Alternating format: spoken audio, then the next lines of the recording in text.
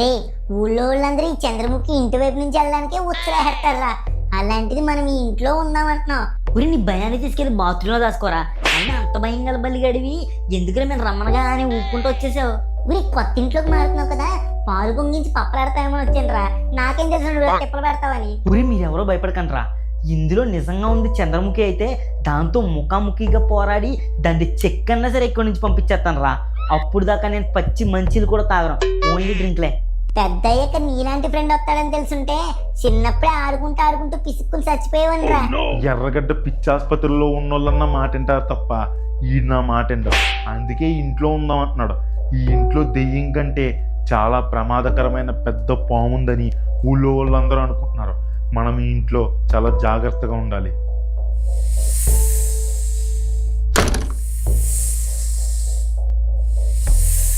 ఊరి నాకు బురద పాము చూస్తేనే బాత్రూమ్ వచ్చేద్రా.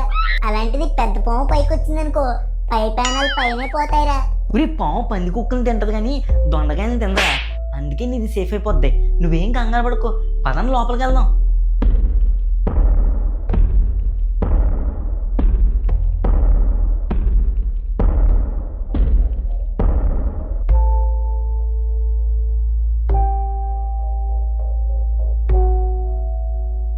స్టేడియంలో కుక్కలు తిరిగినట్టు మీరు ఈ గదిలో ఎక్కడ తిరిగినా పర్లేదు, కానీ ఆ దక్షిణం వైపు ఉన్న గదిలోకి మాత్రం వెళ్ళకండి.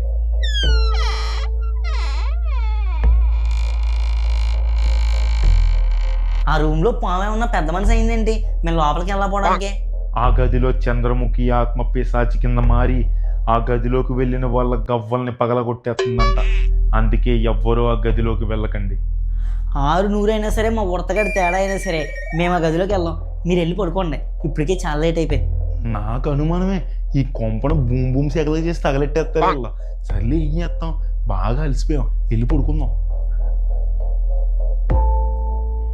ఇప్పుడు మా ముసలోడే ఆ గదిలోకి వెళ్ళొద్దు అన్నాడంటే ఆ గదిలో ఏదో తేడా ఉందిరా.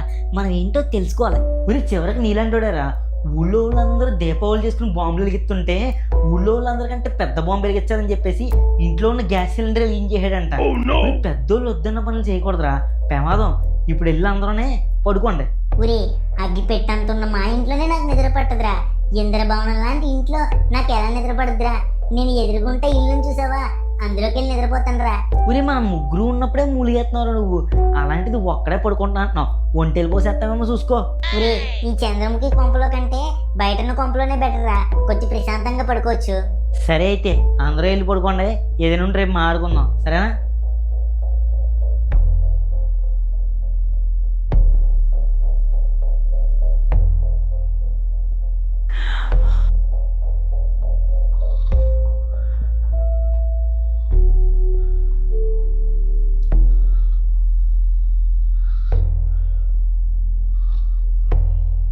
మా తాత నా దగ్గర ఏదో దాతున్నాడు. ఆ గదిలో బంగారం అయినా ఉండాలి, లేకపోతే విలువైన వజ్రాలైనా ఉండాలి.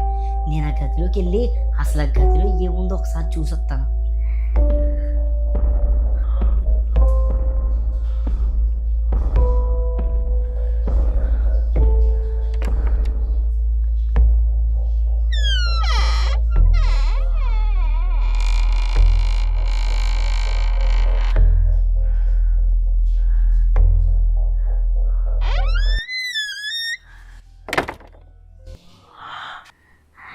ఈ గది ఏంటి ఎంత బాగుంది?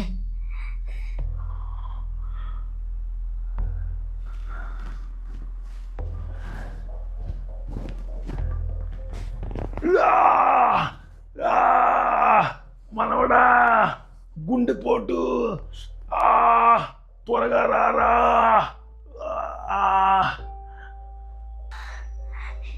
ఇదేంటి మా తాత గొంతుకులో ఉంది, ఏదో తేడా జరిగింది. మా తాత అరుతున్నాడు, అర్జెంట్ కిందకి వెళ్ళాలి.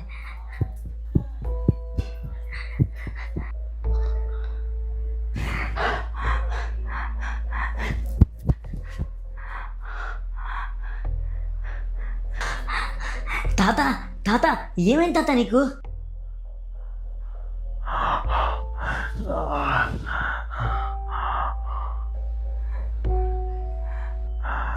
ఏమైందో తెలియదురా మనోడా, సడన్గా నాకు గుండెపోటు వచ్చింది.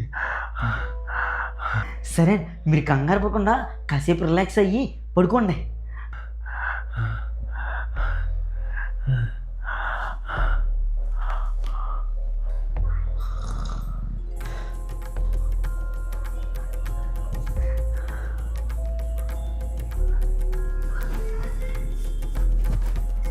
నా కాళ్ళకి గజ్జలు లేవే, కానీ గజ్జల సౌండ్ ఎక్కడి నుంచి వస్తుంది?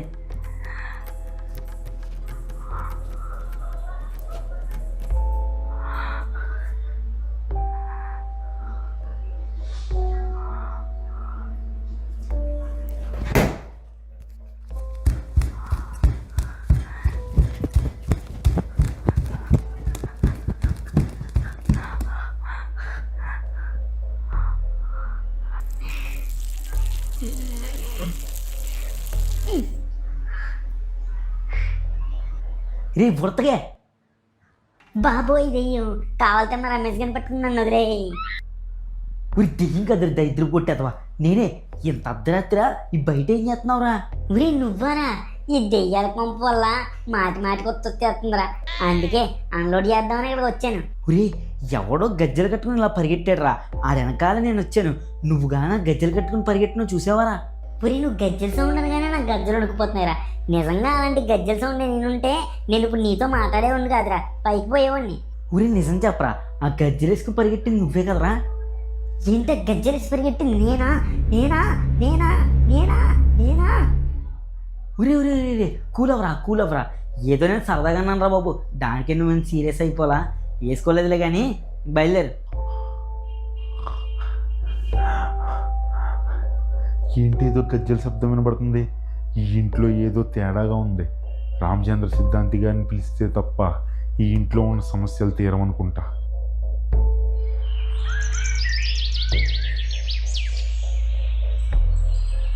ఊరి రమేష్, నిన్న దక్షిణం వైపు కన్నా గదిలోని ఎవడో గోదన కొడుకు గజ్జలు కట్టుకుని ఆడడం నేను విన్నాను రా. అప్పుడు నేను పెద్ద సౌండ్ చేశాను. ఆ సౌండ్ని ఒక్కసారి పరిగెత్తుకుంటూ వెళ్ళిపోయాడు. ఆడి వెనకాల నేను వెళ్ళాను కానీ దొరకలేదు. దొరుకుంటే దుంపలు కూర చేసేవాడిని. ఛా, నేను అనవసరంగా డోర్ తెరిచానురా. ఆ డోర్ తెరిచినప్పుడు కాడి నుంచే మనకి తిప్పలన్నీ. ఆ డోర్ నేను తెరిచి ఉండకూడదురా. ఊరే ఒక్కసారి బూడిదలో పన్నీర్ పోసిన తర్వాత మళ్ళీ ఇంకా పన్నీర్ గురించి ఆలోచించకూడదురా, ఎందుకంటే ఎంత ఆలోచించినా మళ్ళీ తిరిగి రాదు అది. రమేష్ మనకి భయపడాల్సిన పని లేదురా. మన ఇంట్లో ఉన్న సమస్యలు తీర్చడానికి రామచంద్ర సిద్ధాంతి గారిని రమ్మన్నాను. ఆయన వచ్చేస్తున్నారంట. ఒక్కసారి ఆయన ఇంట్లో అడుగు పెట్టారనుకో, ఇంట్లో ఉన్న సమస్యలన్నీ తీరిపోయినట్టే. ఒరే, మా తాతగారు మళ్ళీ ఏదో ప్లాన్ వేసాడురా. ఆ నెవన్నో ఉప్మాగాని తీసుకొస్తారంట. ఆడికి ఏం పోయింది, పెద్ద ముగ్గేసి పూజ అని చెప్పి ఈ బూది నోట్లో కొట్టి వెళ్ళిపోతాడు. తినాల్సింది మనం. ఊరే లేదురా, ఈ రామచంద్ర సిద్ధాంతి గారి గురించి నేను కూడా విన్నాను రా. ఈయన మామూలుడు కాదు, బనీనికి తెలియకుండా డ్రాయర్ లాగేసే రకం. ఆయన ఒకసారి రాని, ఆయన రావడం కూడా మనకు కొంచెం మంచిదే.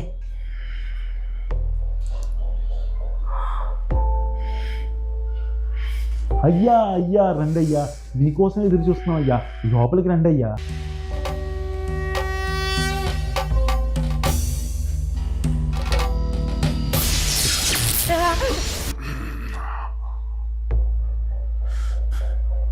ఉంది, ఈ ఇంట్లో సమస్య ఉంది. సమస్య ఉంది కాబట్టి మిమ్మల్ని కేకేసామండి, లేకపోతే మీరెందుకు, మేము చూసుకోమేంటి? ఉడతగా ఇంకొక మాట మాట్లాడితే నేను ఉరేసేస్తాను. నోరు మూసుకో చేతవా, క్షమించండి. నేను ఈ ఇంట్లో సమస్యని తీర్చే వరకు ఇక్కడే ఉంటా.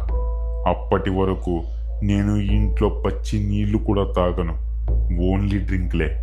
ఇదేవర్రా మన డైలాగులు మనకే వేస్తాడు. ఊరు కొంచెం సైలెంట్గా ఉండరా. నేను సాయంత్రం ఒక పూజని చెయ్యాలి, దానికి ఏర్పాట్లు చూడండి. అలాగేనయ్యా, నేను సాయంత్రం పూజకి కావాల్సిన ఏర్పాట్లన్నీ చేస్తాను, మీరు సిద్ధంగా ఉండండి.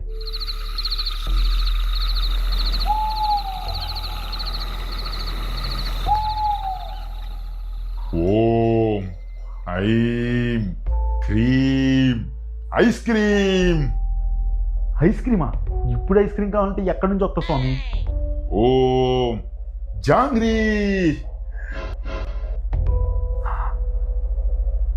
జిలేబియా?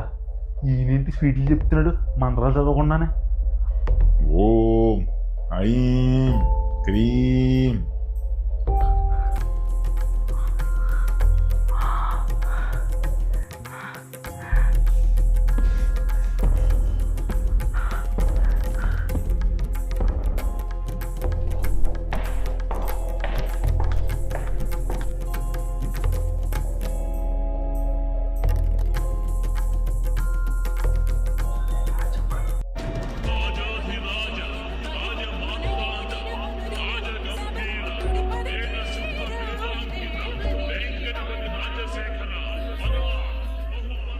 ఎవరది? నేను నీ రాజునొచ్చాను. నువ్వేనా వచ్చింది? రారా రా. ఏయ్, నువ్వు అసలు ఇక్కడ ఎందుకు వచ్చావురా? వెళ్ళిపో. ఒరే కుక్క, నువ్వు నా చంద్రముఖిని చంపినప్పుడు కాడి నుంచి ఈ గదిలోనే ఆత్మ తిరుగుతున్నాను రా. ఈ దుర్గాష్టమి రోజు ఎలాగన్నా సరే నా చంద్రముఖిని సొంతం చేసుకుంటాను రా. నీకేమన్నా షుగర్ ఉందేంటి? అప్పుడే వచ్చేసో. దుర్గాష్టమి కదా, ఎల్లో అప్పుడు రా. వెళ్తాను రా. వెళ్ళి మళ్ళీ దుర్గాష్టమి రోజు వచ్చి నా ప్రతాపం ఏంటో చూపిస్తాను. పో, ఎలరా పో. ఎవరో నా యజ్ఞానికి భంగం కలిగించారు. ఎవరు స్వామి?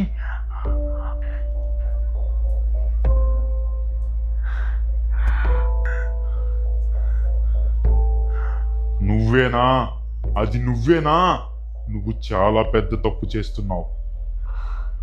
లేదు, నేను మంచికే చేశాను.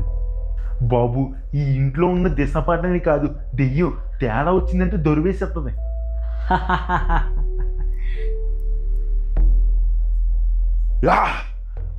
ఈయన పంపించేస్తే కానీ దెయ్యం వదిలేదు. మరి రమేష్ గారికి ఎప్పుడు అర్థం అవుతుందో ఏంటో.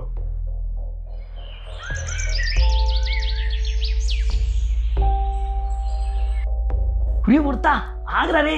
రే నేను చెప్పే మాటను రా, ఆగరా రే. రే వద్దురా, నన్నేం చేయొద్దురా. రే వద్దురా. రే మనోజ్ ఆగరా. రే ఏం చేస్తున్నావురా? రే ఉడతా ఆగరా, నీకు బోల్డ్ అంత బ్లడ్ పోతుందా? రే ఆగరా రే.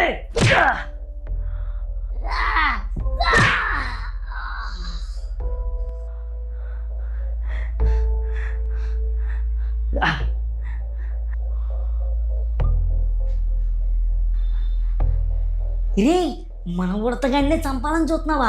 రే ఉరి నేనెందుకు చంపుతాను రా ఉడతగాన్ని? నువ్వు నన్ను అపార్థం చేసుకుంటున్నావురా. ఉరి నీ నిజ స్వరూపం ఇప్పుడు బయటపడ్డదిరా. మనం ఉడతగాన్ని చంపేయాలని చూస్తావురా. అర్జెంట్గా ఇంట్లోంచి బయటికి వెళ్ళరా.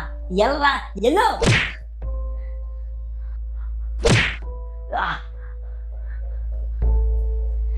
ఎల్రా బయటికి వెళ్ళరా. బయటికి పోరా. ఎల్లో. ఉరి ఇవి 2 రోజులు టైం ఇవ్వరా. రేపు ఒక్కరోజు ఇంట్లో ఉన్న సమస్యలన్నీ తీర్చేసి నేనే వెళ్ళిపోతాను రా. రే బయటికి పోరా. ఇప్పుడే నీ నిజ స్వరూపం మన రమేష్ గారికి తెలిసింది. పోరా బయటికి. ఎల్లో.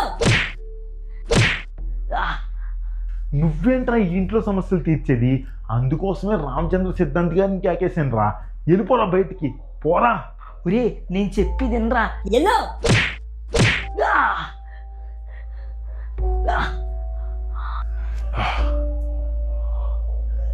ఎవరిని పొమ్మంటున్నారు? వీరినా?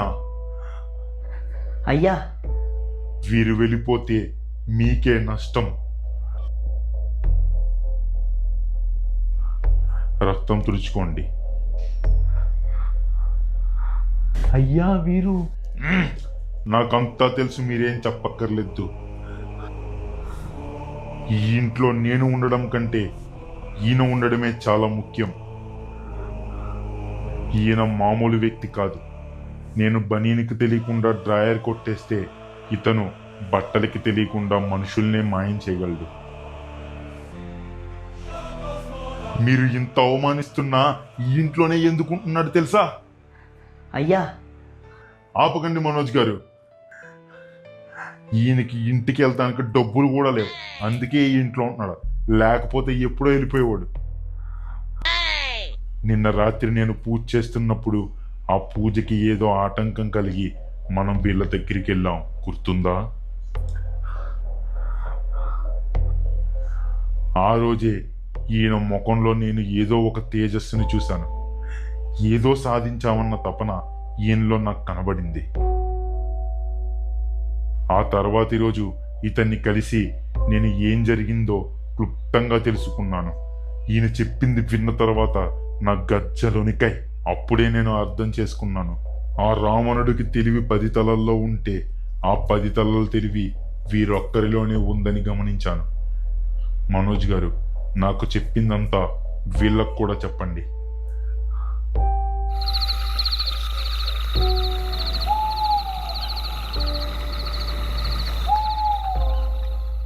రమేష్, తాతగారు, నేను చెప్పేది జాగ్రత్తగా వినండి.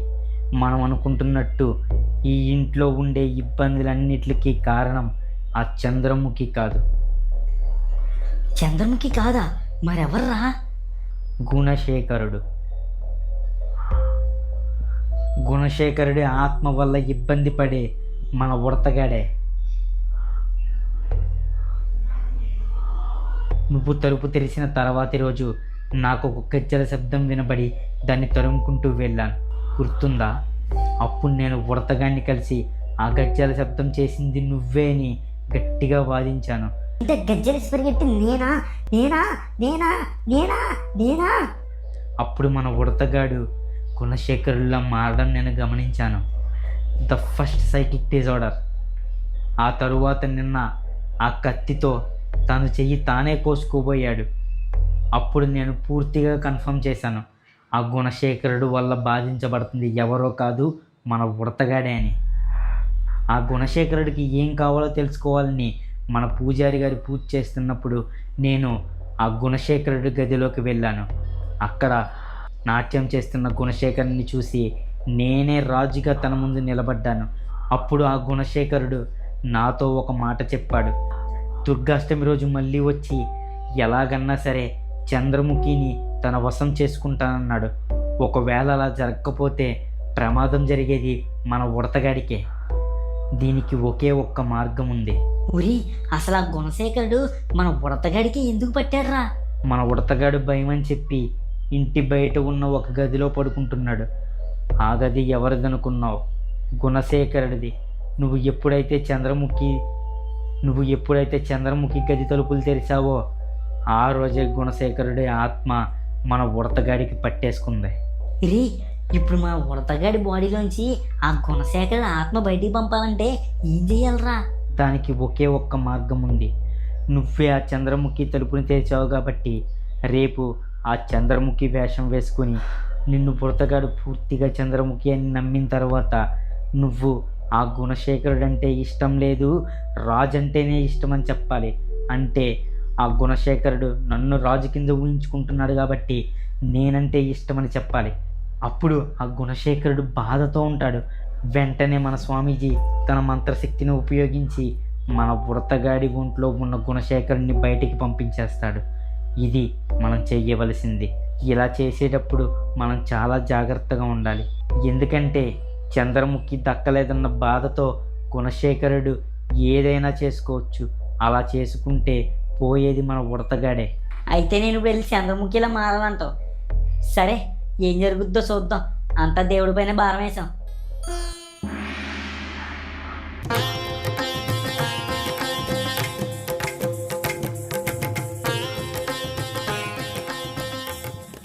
పూర్తిగా గుణశేఖరులా మారిన మన ఉడతగాన్ని చూడండి రా.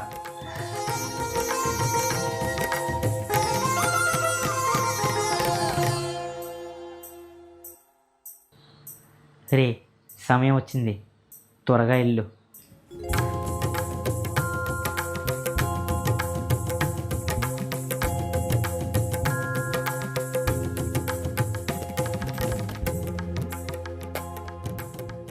రాజాధిరాజ రాజమాతాండ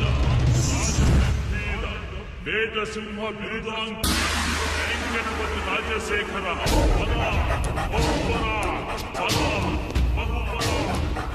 ఇక్కడికి వచ్చి కూర్చో. నేను రాను. కూర్చో. కొడతావేంటి? వస్తున్నాను కదా. నీ పేరేంటి చెప్పు. నేను చెప్పను. చెప్పు. గుణశేఖరుడులా, గుణశేఖరుడిని. నువ్వు అసలు ఇక్కడికి ఎందుకు వచ్చావు? ఆ చంద్రముఖిని నా సొంతం చేసుకోవడానికి ఇక్కడికి వచ్చాను. ఆ చంద్రముఖి నీకు దక్కితే ఈ శరీరాన్ని వదిలి వెళ్ళిపోతావా? వెళ్ళిపోతాను. ఈ శరీరం నుంచి వెళ్ళిపోతాను. చంద్రముఖి, నువ్వేమనుకుంటున్నావు చెప్పు. చంద్రముఖి, చెప్పు. నేనంటే నీకు ఇష్టమే కదా? నాకు నువ్వంటే బొత్తిగా ఇష్టం లేదు. మా రాజుగారు అంటేనే ఇష్టం. ఆ రాజు నీకేం నచ్చాడు? ఏదో కోతి మొహం వేసుకుని. మా రాజుగారిది కోతి ముఖమా? మరి నీదేంటి ఉడత ముఖం? నన్ను చాలా అవమానించావు. నన్ను ఎంత మోసం చేస్తావా చంద్రముఖి? చంద్రముఖికి నువ్వంటే ఇష్టం లేదంట. ఇక్కడి నుంచి వెళ్ళిపో. ఈ శరీరాన్ని వదిలి వెళ్ళిపో. నేను ఈ శరీరం నుంచి వెళ్ళను, నేను చచ్చిపోతా. వెళ్ళవా అయితే నీ మీద ఈ గంగా జలాన్ని ప్రయోగిస్తా. లా!